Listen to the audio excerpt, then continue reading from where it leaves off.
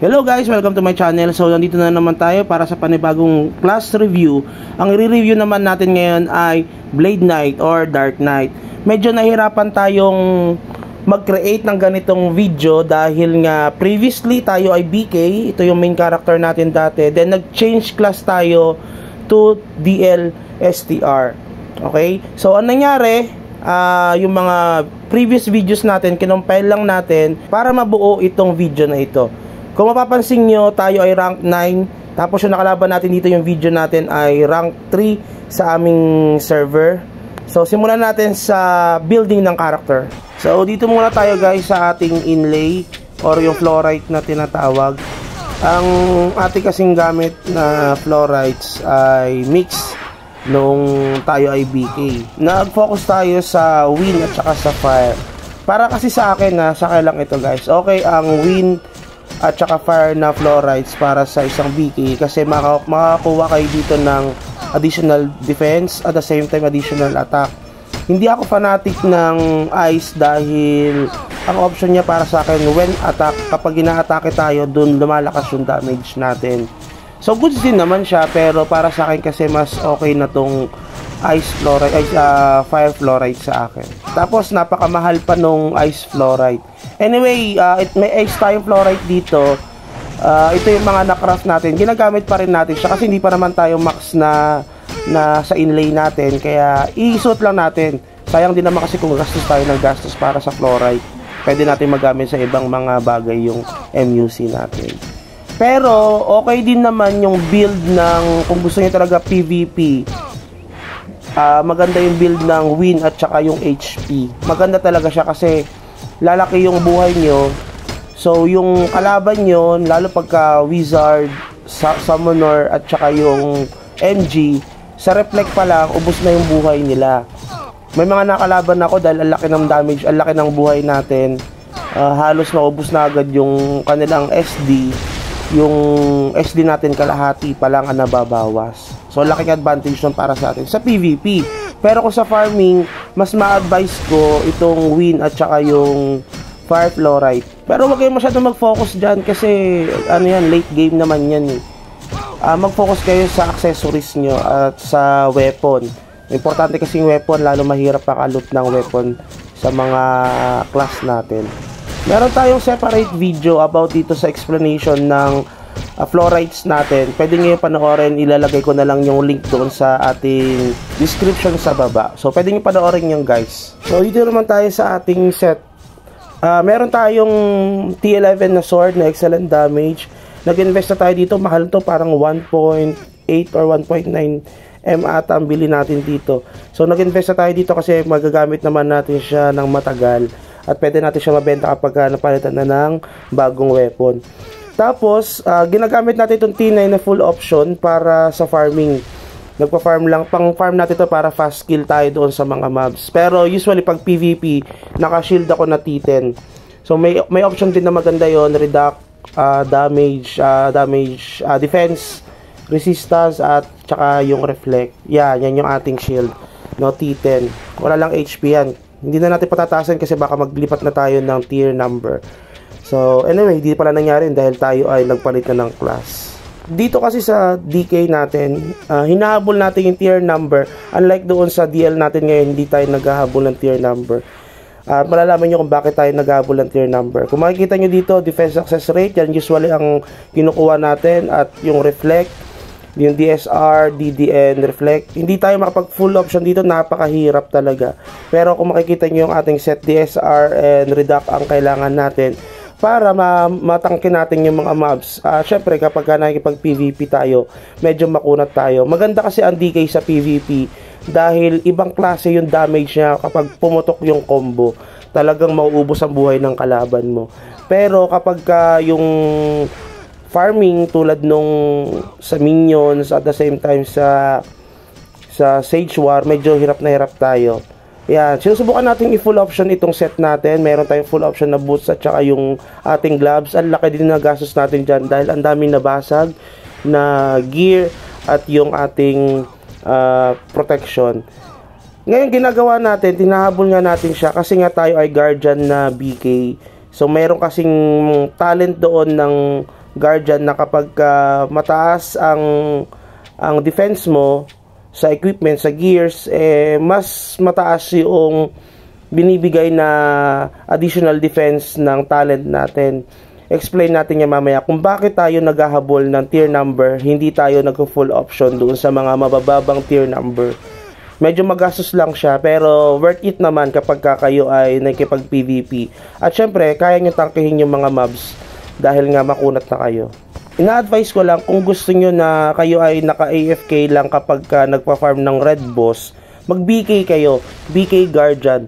Dahil nga ako ay busy din sa trabaho, kaya ang ginagawa ko kapag nasa work ako, click lang ako ng click ng mga mobs dito sa Domain 7. So nakapag-farm na ako. Hindi mo pwedeng gawin yun sa Wizard at saka sa DL kasi yung na-experience ko, malambot sila kaya hindi nila kayang tangkihin. Umatras-atras pa ako. Yung nilulure nila yung mga mobs. So, hindi pwede sa akin yun. Kung yung playing style ko, hindi pwede. So, kung gusto mo na ganun, habang nag-work ka, click-click ka lang, habang nag-work, nakapag-farm ka, maganda yon. Maganda rin kasi kapag nagre-red boss kayo dahil marami kayong makukuhang items. Dito ako nakaipon, kahit paano nabawi ko yung mga nagastos dito sa ating VIP 7. Ngayon, nasa Sanctuary 2 na tayo, guys, na DL. Medyo hirap, baka mag-change class din tayo. Next is yung ating master talent naman. So, ma-explain natin dito kung bakit tayo naghahabol ng ating tier number, hindi tayo nag-full option kasi nga dahil dito sa master talent natin. Okay, ulitin ko lang ha, tayo ay Guardian BK. So, usually matigas talaga tayo. Makikita natin dito sa ating screen na ang pinataas natin ay yung gear defense up. Meaning to say, the more na mas mataas ang defense natin, o siyempre dahil nga gear, yung tier number 11 tayo, ibig sabihin mas mataas yung bigay niyan defense.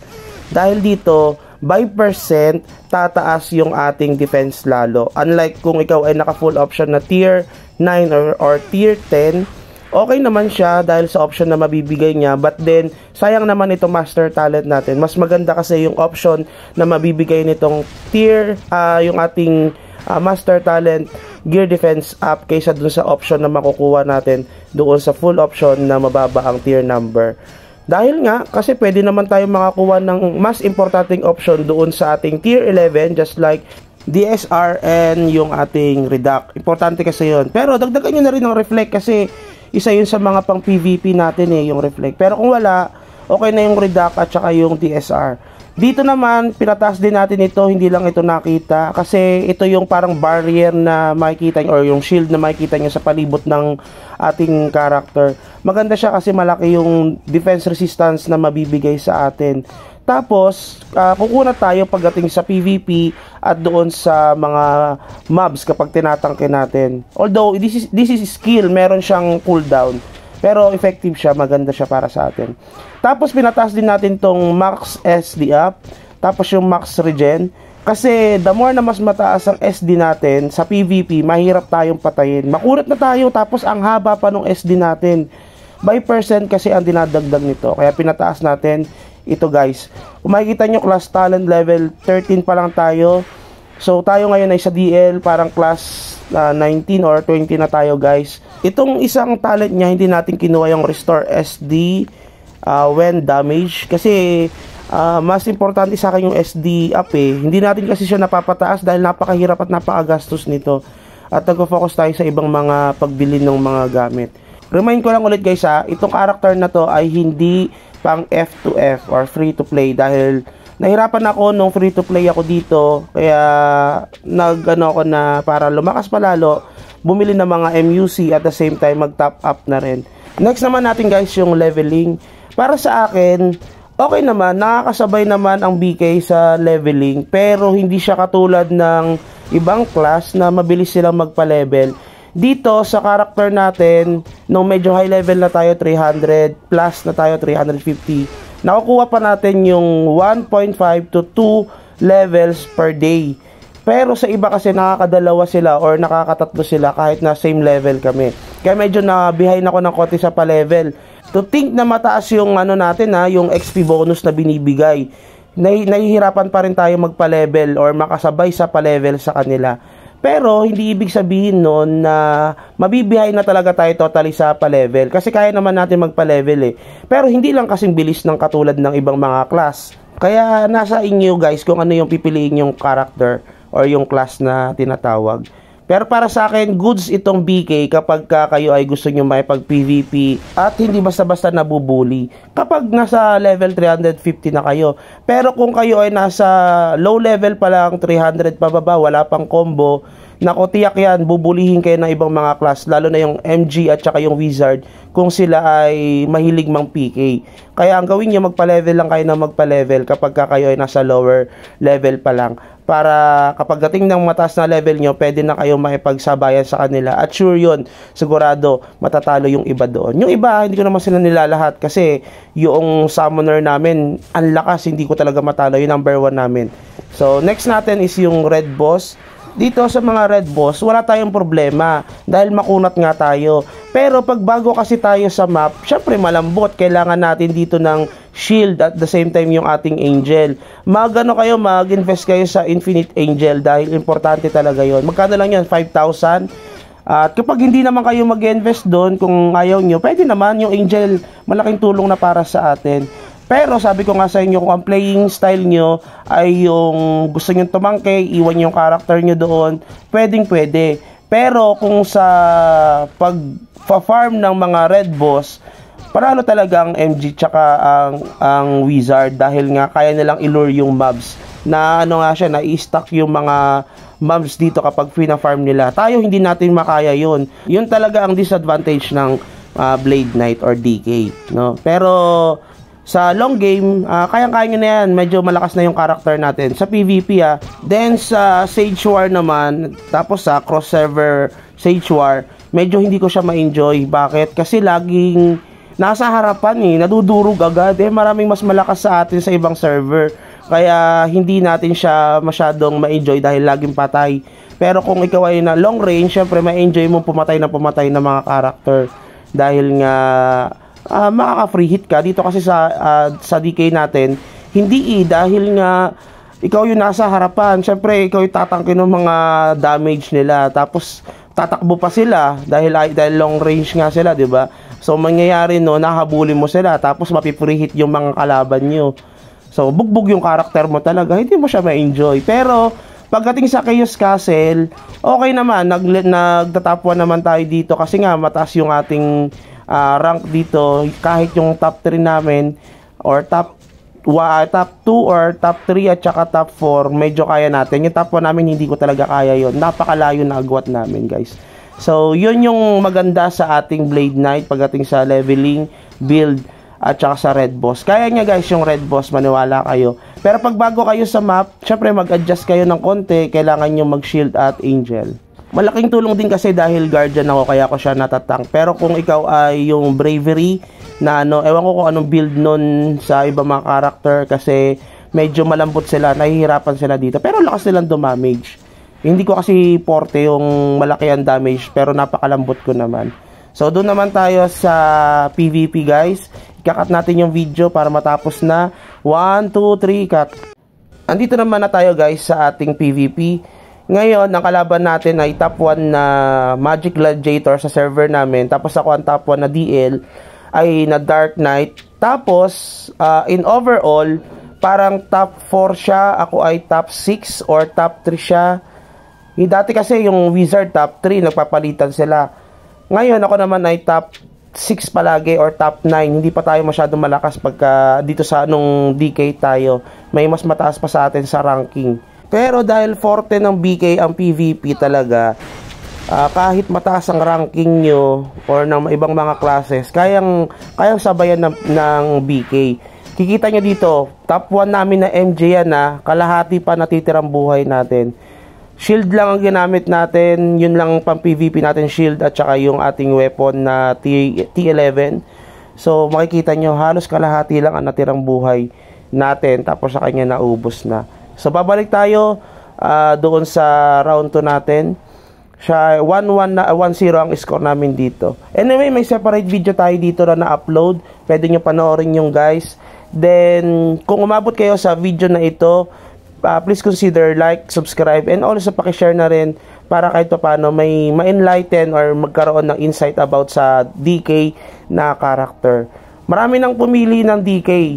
Pero yun nga, sabi ko nga sa kanila, sa iba, yung mga nagko-comment sa video natin, hindi kasi katulad dito ng mga ibang class na mabilis magpa-level. Talagang mahihirapan kayo magpa-level. No? Pero kaya naman, makakasabay naman tayo sa leveling ng ibang mga class. Pero sa late game kasi, kayang-kaya natin yan, yung mga pag-PvP na yan. O, hindi buo yung SD ko niyan, pero makikita nyo, pwede na natin siyang tapatan, yung MG. Tapos naka ano pa siya, 'di ba? Yung demon na damage. Kaya ang lambot niya, pero yung damage niya sa atin lumaki na kahit papaano. Natira sa atin ay halos 1/4. So, yun lang guys, siguro ma-advise ko kung gusto niyo ng PVP at the same time gusto niyo ng medyo magastos kayo, mag-BK kayo. Pero kung hindi kayo pang free to play, gusto niyo lang mag-enjoy at magbenta ng MUC dahil yung iba nagbebenta ng MUC dito at gusto nyo maging parang play to earn kayo, pwede naman gumamit kayo ng MG or Wizard guys dahil advantage nila talaga yung farming. So yun lang guys, maraming salamat, sana may natutunan tayo or napulot or may na-share tayo dito sa ating video. Maraming salamat and have a good day, bye bye.